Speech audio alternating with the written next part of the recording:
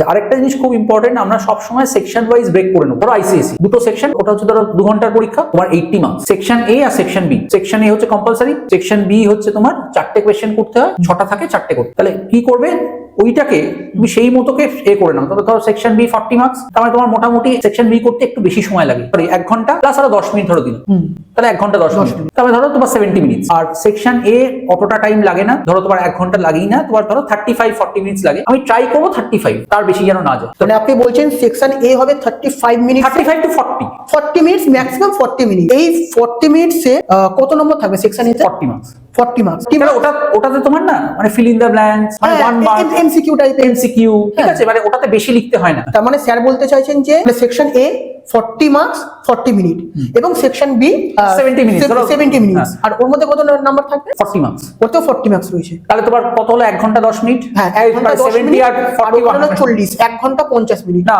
1 hour 10 minutes, 110 minute. হ্যাঁ, 110 minute মানে আমার আরো 10 মিনিট বাকি আছে। 10 মিনিট বাকি আছে। কেন 2 ঘন্টা মানে 120 মিনিট। হ্যাঁ হ্যাঁ, রাইট। তা সেই 10 মিনিটটা যদি আমার সেকশন বিতে লাগে, আচ্ছা, আমি শেষ করতে পারছি না, তাহলে সেই 10 মিনিট আমি ইউটিলাইজ করতে পারি। আর যদি আমার 10 মিনিট আমি শেষ করতে পারি, অনেক সময় কোনো পেপার আইসিইতে এরকম হয় যেটা তাড়াতাড়ি শেষ হয়ে যায়। আমার ওই যেটা বললাম 40 মিনিট, তুমি দেখবে যে কোনো সেকশন ধরো বায়োলজি কোনোবার এত ইজি এলো, তুমি 20-25 মিনিটে শেষ করে নিতে পারছো, তাহলে তোমার 15 মিনিট হাতে সেভ হয়ে গেছে, তখন তুমি রিভাইজ করো।